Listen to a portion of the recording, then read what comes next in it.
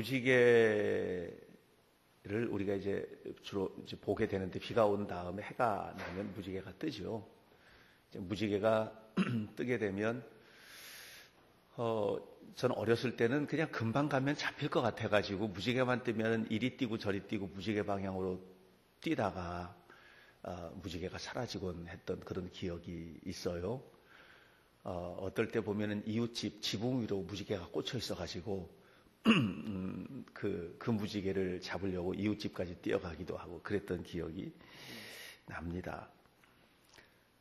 무지개는 그냥 자연 현상이죠. 수증기에 빛이 통과하면서 빛이 굴절되어서 그 빛이 가지고 있는 모든 색상들이 다 이 굴절 각도가 다르거든요. 그러니까 나타나는 현상 뭐 이렇게 생각할 수가 있습니다만은, 그런데 이런 그 무지개를 보면서 우리 믿는 사람들이 보는 무지개는 조금 다른 각도에서 무지개를 보게 돼요. 왜냐하면 하나님께서 거기다가 의미를 부여하셨기 때문에 그래요. 하나님의 언약, 이제 세상 끝날 때까지 물로 내가 심판하지 않겠다라는 하나님의 언약을 그 무지개를 보면서 떠올리게 되죠. 이런 의미 부여는 성경에서 굉장히 다양하게 사용되고 있는 것을 봅니다. 이스라엘 백성들이 사내 아이가 태어나면 8일 만에 할례를 행하잖아요. 근데 사실 할례를 행하는 민족은 이스라엘만이 아니에요. 할례라고 하는 것이 그 당시 고대 사회에서 굉장히 보편적으로 사용되던 그런 의식이고, 요즘도 아프리카에 가면 남자나 여자나 모두 다 할례를 행하는 그런 종족들도 있는 것을 봐요. 그런데 이스라엘 하나님 여호와께서 이스라엘 백성들, 특별히 남자아이들이 태어나는 그 아이들에게 8일째 되던 날 할례를 행하게 함으로 이 할례에 매우 특별한 의미를 부여했어요. 그것은 뭐냐면 너희는 하나님의 소유인 백성이다, 하나님께서 생명 준 백성이다 라는 그런 의미를 이 할례를 통해서 허락을 받게 되고요. 할례를 받은 이스라엘의 남자들이 낳는 아이들은 모두 다 하나님의 것이다 하는 그런 의미를 부여합니다.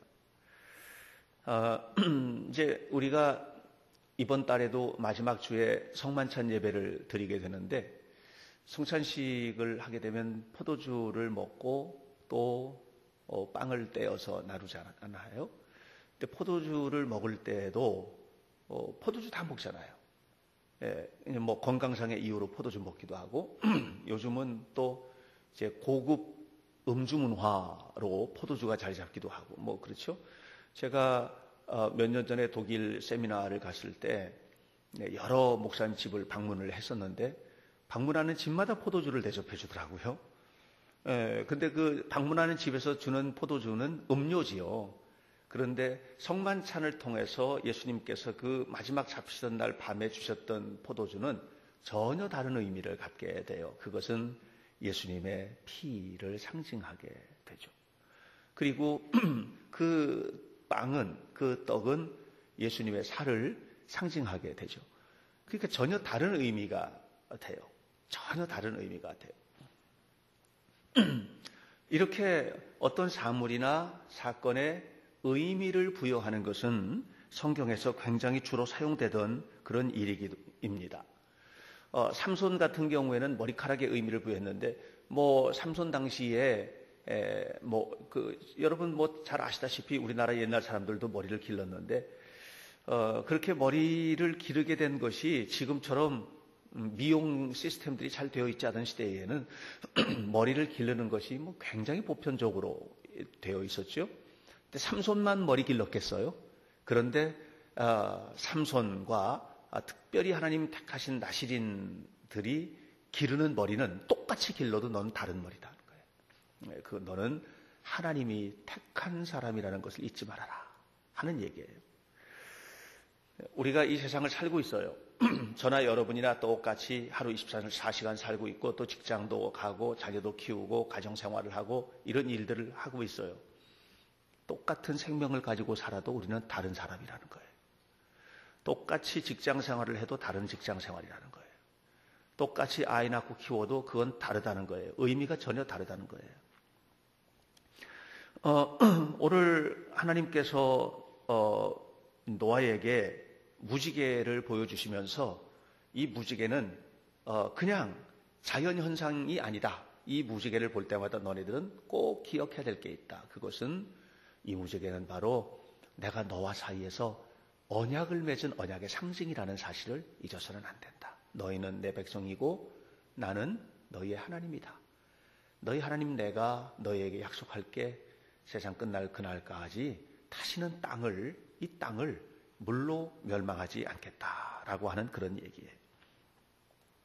이 무지개를 보면서 저는 여러분들과 함께 세 가지 주제를 좀 얘기하고 싶어요. 첫 번째 주제는 뭐냐면 하나님의 심판이에요. 창세기 6장을 보면 하나님께서 홍수로 세상을 쓸어버리겠다는 얘기를 하시거든요. 특별히 6장 2절 말씀을 보면 하나님의 아들들이 사람의 딸들의 아름다움을 보고 자기가 좋아하는 모든 자로 아내를 삼았다 이렇게 이야기를 했어요. 하나님의 아들들이 세상의 딸들을 보았다. 여기서는 단순히 이것은 하나님의 남자인 하나님의 아들들이 여자인 세상의 딸들을 보고 그 아름다움을 보고 반해서 결혼했다. 이걸 넘어서는 의미예요. 이것은 뭘 말하냐면 하나님의 사람들이 세상에 반해버린 거예요. 하나님의 사람들이 세상에 반했어요. 그래서 하나님의 사람다운 경건함이 사라졌어요. 하나님의 사람다운 경건함이 사라지는 첫 번째 현상은 뭐냐 하면 예배가 사라지는 겁니다. 하나님의 자녀의 하나님 자녀다움의 제일 중요한 핵심이 뭐냐 하면 예배입니다. 그래서 우리가 하나님 앞에 예배하는 일을 잘 해야 되는 거예요. 우리가 교회에서 드려지는 이 주일 공동 예배가 있지요. 또 저녁 예배가 있고 수요일 예배도 있고 있는데 이 예배에 대한 나의 마음이 어떤 마음이냐, 예배에 대한 나의 태도가 어떤 태도냐라고 하는 예배에 대한 나의 간절함이 어떤 간절함이냐라고 하는 것이 결국은 그 하나님의 자녀다운 삶의 굉장히 중요한 표시라고 하는 것이에요. 옛날에 유대인들은 옷을 입어도 속에 이렇게 주렁주렁 술이 달린 옷을 항상 입고 다녔어요. 남자들도 그렇게 입고 다녔어요. 이 귀 밑에 머리를 자르지 않아 가지고 이 머리가 우리나라 옛 사람들이 상투 틀고 다니는 것처럼 지금도 경건한 유대인들은 이렇게 귀 밑 머리를 자르지 않아요. 이거 잘라내면 어때요? 술이 주렁주렁 달린 옷 안 입고 다니면 어때요? 그런데 그 사람들이 그렇게 옷을 입고 귀 밑에 있는 머리를 자르지 않고 캡을 쓰고 이렇게 함으로써 뭘 말하냐면 나 하나님 말씀대로 살고 싶어요 하는 것을 이야기하는 거거든요. 하나님 말씀대로 살고 싶어요. 하나님 뜻대로 행하고 싶어요. 오늘 우리가 이 예배가 바로 그런 의미를 가지고 있는 거예요. 제가 세상에 살고 있는데 이 세상의 한복판에서 살고 있으면서도 나는 하나님의 자녀예요 라고 하는 것이 우리가 마음속으로 결심하고 사는 거 그러면 되죠. 마음속으로 결심하고 살면 되죠. 그러나 그게 아니거든요. 마음속의 결심이 삶으로 표현돼요. 그리고 이 표현을 통해서 끊임없이 확인하는 게 있어요. 하나님 보세요. 제가 여기 있습니다. 하나님 보세요. 제가 하나님을 이렇게 사랑합니다. 라고 하는 것을 고백하는 것이죠. 근데 오늘날 하나님의 아들들이 하나님의 아들들인 우리가 세상의 딸들에 반해서 그래서 가장 약화되고 있는 부분 중에 하나가 뭐냐면 예배가 아닌가 하는 그런 생각을 하게 돼요. 어제 저녁 때에도 어떤 권사님 한 분이 여기 앞에 벤치에 앉아가지고 얘기를 하는데 무슨 얘기를 하다가 얘기가 나왔어요. 요즘에 주일 저녁 예배도 나오고 또 수요일 예배가 직장 때문에 어렵긴 한데 나오려고 애를 쓰고 그렇게 하니까 참 좋아요. 이제 그런 얘기를 하면서 주변에 이제 청장년회 활동을 하면서 주변에 있는 교회들 가보면 오래된 전통을 가지고 있는 오래된 교회일수록 지키려고 애쓰고 있는 것들이 있는데 그게 예배더라고요. 그렇게 하는 얘기를 들었어요. 그래서 뭐 어느 교회를 가면 주일 낮 예배나 수요일 예배나 하여튼 예배는 목숨 걸고 나오려고 하는 그런 모습들을 보면서 참 좋아 보였습니다 하는 그런 얘기를 하는 것을 들었어요. 결국 하나님의 아들들이 세상의 딸들의 아름다움을 보고 자기가 좋아하는 자들로 아내를 삼았다. 이것은 세상에서 살면서 결국 우리가 우리의 좋은 대로 살기를 시작하는 거예요. 이제 하나님의 말씀이 내 삶의 원칙이 되고 하나님의 말씀이 내 삶의 원리가 되고 하나님의 말씀이 내 삶을 끌고 가는 힘이 아니라 이제는 세상의 딸들의 아름다움을 보고 내가 좋은 것으로 내가 좋은 자들로 아내를 삼았다. 내가 좋은 방향으로 나 하고 싶은 대로 그 방향대로 가게 되는 것이죠. 이렇게 되었을 때 하나님께서 창세기 6장 3절 말씀을 보면 이제 한탄하시면서 내가 너네들과 함께 하지 않겠다. 왜냐하면 너희가 이제는 영을 잃어버렸기 때문이다. 육체만 남았다. 너희가 육체만 남아있고 영적인 삶의 패턴들을 다 잊어버렸기 때문이다. 이렇게 말씀을 하고 있는 것을 봅니다. 사랑하는 성도 여러분, 우리가 하나님의 자녀로서 하나님의 아들들로서 하나님의 자녀로서 이 땅을 살아가면서 여러분 속에 영적인 감동들이 늘 남아있는, 그래서 세상에서 이루어지는 모든 일들도 영적으로 해석이 가능해져야 되거든요. 이게 하나님의 은혜입니다. 하나님의 사랑이에요. 하나님께서 이끌어가고 계셔요. 라고 하는 것을 세상의 한복판에서도 느끼는 그런 삶을 우리가 살아야만 합니다. 그것이 사라지면 세상만 남지요. 육체만 남는 겁니다. 영이 사라지고 육체만 남는 것은 목표가 뭐냐? 죽음이에요. 죽음으로 끝나는 거예요. 모든 인생이 그래요. 그러나 영이 살아서 영이 뜨거운, 그래서 하나님의 아들로서 이 땅을 예배함으로 살아가는 성도들의 삶은 육체로 끝나는 것이 아닙니다. 육체는 멸망하는 것이지만 영은 사는 것이고, 살아있는 영, 그 영은 살리는 영이신 하나님과 더불어서 성령의 은혜와 더불어서 영원한 생명을 누리는 축복 속으로 들어가게 되는 것을 기억하시기를 주님의 이름으로 축원합니다. 그래서 여러분들, 하나님의 심판이라는 것이 지금 뭐 당장 불 떨어지는 거 아니잖아요. 예, 하나님의 심판이라는 것이. 우리에게 있어서 하나님의 심판이 뭐예요? 하나님이 나와 동행하시는 삶을 중지하는 거거든요. 이제 끝나는 거거든요. 조금 이따 다시 그 부분 좀 다루겠습니다만. 그래서 우리가 하나님의 심판의 대상, 이제 더 이상 하나님이 나의 삶에 간섭하지 않고, 그래, 너 마음대로 해. 로마서 1장에서 사도 바울이 그렇게 말했잖아요. 하나님께서 이제 다시는 너희와 함께 하지 않겠다. 이게 뭡니까? 내버려 두겠다는 거예요. 그 육체의 좋은 모양대로 내어버려 두사. 그냥 내어버려 두겠다는 거거든요. 우리 인간의 육체는 한계를 지닌 존재들이에요. 그래서 하나님의 심판, 이 무서운 심판, 네 멋대로 해라 라고 하는 이런 하나님의 심판의 대상이 아니라 늘 하나님께서 동행하시고 이끌어주시는 이런 삶을 살도록 하기 위해서 우리가 본받아야 될 대상이 누구냐? 노아인 겁니다. 자, 노아는 이런 현실 속에서 이제 하나님께서 사람을 찾으시는데 발견된 사람이에요. 하나님이 사람을 찾으세요. 하나님이 역사를 이끌어 가실 때 또 사람을 통해서 이끌어 가세요. 그래서 사람을 찾으세요. 그리고 그 사람에게 축복하시고 그 사람을 통해서 영광을 받으세요. 하나님께서 믿음의 조상을 삼으시려고 아브라함을 찾으셨어요. 그리고 부르시는 하나님 앞에 아브라함이 응답했어요. 430년 동안 노예살이를 청산하기 위해서 누구를 택할까? 사람을 찾으셨을 때 모세가 응답을 했고요. 그리고 중세 가톨릭 교회의 타락한 종교적인 현상, 그런 현상을 극복해내기 위해서 사람을 찾으실 때 루터가 주여 내가 여기 있나이다 나를 도우소서 하고 응답하죠. 이게 사람을 통해서 역사가 움직여져요. 이 교회도, 여러분의 가정도 결국은 누구냐? 여러분이에요. 여러분. 여러분의 가정을 세우는 사람이 누구냐? 여러분이에요. 여러분 한 사람 한 사람이 세우는 거예요. 그런데 그 여러분을 통해서 일하시는 분은 누구냐면 하나님인 거예요. 하나님께서 여러분을 통해서 일하시고 여러분의 기도를 통해서 여러분 자녀를 세우시고 여러분의 삶을 통해서 여러분의 신앙적인 그 경건한 삶을 통해서 여러분의 가정에 하나님께서 복을 주시고 이끌어 주시는 거예요. 사람을 찾으시는 거예요. 성경은 죄악이 관연한 세상에서 노아를 찾았다 그랬어요. 그러면서 노아에 대해서 독특한 평가를 내렸어요. 두 가지 이야기를 했어요. 하나는 뭐냐면 노아는 의인이요 그랬어요. 노아는 의인이요. 노아가 의인이다? 이 말은 무슨 말일까? 노아가 도덕적으로 완전했다는 말일까? 그건 아니죠. 여러분 잘 아시다시피 노아는 완전한 사람 아니에요. 불같이 화둔했던 사람이고 그 자기가 포도주 먹고 술 취해가지고서는 벌거벗고 누워서 잠자다가 함에게 비난을 당하니까 조롱을 받으니까 화가 나가지고 함을 막 저주하죠. 자기 아들을 저주하잖아요. 그만큼 노아는 좀 뭐랄까 완벽한 사람이 아닌 거죠. 실수가 많은 사람이죠. 그런데 의인이라는 거예요.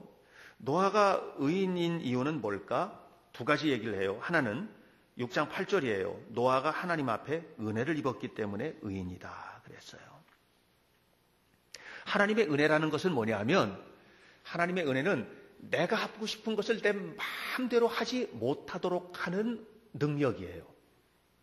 내가 하고 싶은 대로 살고 싶은데 하나님의 은혜를 입은 사람은 어떻게 하느냐면 내가 하고 싶은 대로 살지 않아요. 하나님의 이끌림을 받아서 살아요. 하나님께서 컨트롤 하시는 대로 사는 거죠. 다시 말하면 육신의 성품대로 살지 못하도록 하시는 하나님의 손길을 경험하고 사는 게 바로 은혜예요. 그게 은혜예요. 우리가 몰라서 죄 짓는 게 아니에요. 여러분 생각해 보세요. 지난 한 주간도 생각해 보세요. 우리가 몰라서 죄 짓는 게 아니에요. 알고도 죄를 짓고 있어요. 많아요. 예. 내가 이렇게 하는 게 죄라는 거를 모르기 때문에 그렇게 하는 게 아니에요. 다 알고 있어요. 다 알고 있어요. 아, 이거 안 되지. 이런 행동은 안 되는 거야. 이런 말, 이거는 안 되는 말이야. 이걸 모르는 게 아니에요. 다 알아요. 그런데 그 일을 하거든요. 그 일을 한단 말이에요. 왠 줄 아세요? 은혜를 못 입었기 때문에 그래요. 하나님의 은혜는 뭐냐면 내가 이거는 이렇게 하면 안 돼라고 하는 그 행동을 하지 못하도록 하나님의 손길이 나와 함께하는 거예요. 이게 은혜예요. 여기 가면 안 되지. 이거 먹으면 안 되지. 이런 말 하면 안 되지. 이렇게 상처 주면 안 되지. 그러면서도 그것을 하는데 이거 못하도록 컨트롤 해주는 거죠. 노아는 바로 그렇게 살았어요. 하나님께서 간섭하심으로 죄가 얼마나 부끄러운 것도 알았고 그리고 하나님께서 기뻐하시는 삶을 살기 위해서 최선을 다했던 사람이 바로 의인 노아였어요. 또 하나 노아를 의인으로 평가하는 또 하나 이유는 뭐냐면 6장 9절 뒷부분에 보니까 노아는 하나님과 동행한 사람이라고 그랬어요. 하나님과 동행을 했다고 그랬어요. 왜 하나님과 동행을 했을까요? 나 부족한 거 아니까 하나님이 필요한 거예요. 내가 부족한 것을 늘 느끼고 사는 사람이에요. 항상 겸손한 사람인 거죠. 그래서 하나님과 동행하는 사람은 이렇게 겸손함이 깔려 있어요. 하나님과 동행하는 삶을 살아갈 수 있어요. 겸손하게 하나님 앞에 맡기고 이렇게 살아가는 거예요. 누구나 사람은 다 자기 나름대로 계획이 있잖아요. 예. 이 계획을 가지고 내가 이렇게도 해보고 저렇게도 해봐야 되겠다 이렇게 생각을 하고 살잖아요. 근데 노아는 내가 가지고 있는 계획들이 하나님의 손에 잡히기를 원했어요. 그리고 이 모든 일들을 이루어갈 때 내가 내 힘을 가지고는 아무것도 할 수 없는 사람이라는 것을 알게 되었고요. 그래서 어느 날 하나님께서 그에게 방주를 지어라 했을 때에도 하나님은 나보다도 나를 더 잘 아시는 하나님이라는 사실을 알고 있었고 계속 동행해 왔기 때문에 그런 명령을 받았을 때도 구름 한 점 없는 하늘을 바라보면서 방주를 지은 거예요. 100년 동안이라. 100년 동안. 이게 의인이라는 거예요. 이게. 여러분들도 보세요. 삶에서 소원하시는 것들이 있을 거예요. 하나님 앞에. 당장 이루어지지 않는. 당장 지금 뭔가 팍 하고 나와가지고 이루어졌으면 좋겠는데 당장 딱 이루어지지 않아서 너무 속상하고 힘든 부분들. 그런 것들을 보면서 과연 나를 이끌어 가시는 하나님 앞에 나를 맡기고 살고 있는가 하는 그런 내용들이죠. 저도 이제 이렇게 보면 아이들도 키우고 뭐 이런저런 여러 가지. 근데 보면 고민거리들이 있어요. 아이들 키우면서도 고민거리들이 있어요. 사람들이 보면 그런 얘기예요. 목사님 아이들 잘 자라서. 근데 아직 아닌 것 같은 거예요. 이제 우리 큰아이가 올해 지나면 내년에 30이에요. 세상에 30이에요. 그 아이가 초등학교 5학년 때 이천에 왔어요. 나이가 30이 돼요. 근데 이제 물론 이제 우리 장로님께서 좋은데 취직을 시켜주려고 애를 많이 쓰시고 계시겠지만, 네. 근데 이제 취직을 해야 되거든요. 이제 지난 주간에 학교 졸업을 하고 이제 귀국을 했어요. 이렇게 보면 안타까운 부분이 좀 있어요. 이제 우리 둘째 녀석도 보면 뭐 국가대표 수영 선수를 지내고 지금 뭐 한다고 하는데, 이렇게 가만히 보면 이 아이의 미래를 이끌고 가는 뭔가, 이 어떤 강력한 뭔가가 좀 있었으면 좋겠는데 좀 안타까운 게 있는 거예요. 안타까운 게, 보통 그 나이 또래의 현재의 모습을 딱 잘라놓고 보면 다른 아이들보다 뭐 좀 앞서가는 것 같고 그런 생각이 드는 부분이 있어요. 그런데 이게 지속적으로 갈 거냐라고 하는 부분에 있어서는 조금 걱정스러운 부분이 있어요. 그런 것들 이렇게 보면서 내가 할 수 있는 일이 없는 거예요. 근데 걱정은 안 해요. 전혀 걱정하지 않아요. 그리고 뭘 보고 있느냐 하면 하나님께서 이끌어 가실 것에 대한 기대가 커요. 왜냐하면 하나님은 우리의 기도를, 나와 내 아내의 기도를, 또 우리 아이의 기도를 반드시 들어주실 것이라는 그런 기대가 있어요. 얼마나 더 걸릴지는 전 잘 모르겠어요. 어떻게 이루어질지에 대한 것도 잘 모르겠어요. 빨리 직장도 잡고 장가 가서 손주도 좀 더 놔주고 손녀딸을 좀 먼저 놔줬으면 좋겠는데 그렇게 좀 했으면 좋겠어요. 그런 것들도 좀 생각이 들어요. 그런데 어떻게 될지 모르겠어요. 의인이라는 것은 완벽한 환경에서 완벽한 믿음의 조건을 가지고 완벽하게 사는 게 아니에요. 의인이라는 것은 뭐냐 하면 하나님의 은혜 속에서 사는 것이에요. 그래서 이 죄 많은 세상에서 하나님의 손길에 의해서 이끌림을 받는 거예요. 그리고 하나님과 동행하면서 나의 부족함을 고백하는 것, 이것이 바로 노아의 삶이었어요. 이렇게 하나님 앞에 철저하게 순종했기 때문에 40일간의 무섭게 쏟아지는 비, 150일 동안 그냥 홍수가 져가지고 지금 여러분 일본 큐슈 지방이 800mm가 왔대요. 비가 800mm가 얼마나 되는지 아세요? 여러분 상상을 초월하는 비입니다.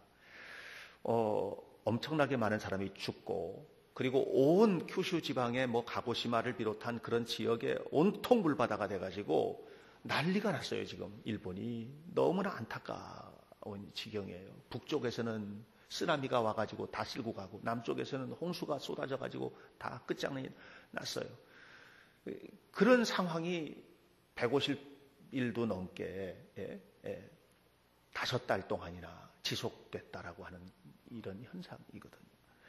그런 속에서도 구원을 받을 수 있었던 것은 하나님의 아들로서 세상의 딸을 사모하는 것이 아니라 하나님의 아들로서 하나님의 아들답게 살아가는 이 아들다움을 유지한 결과로 하나님께서 주신 축복입니다.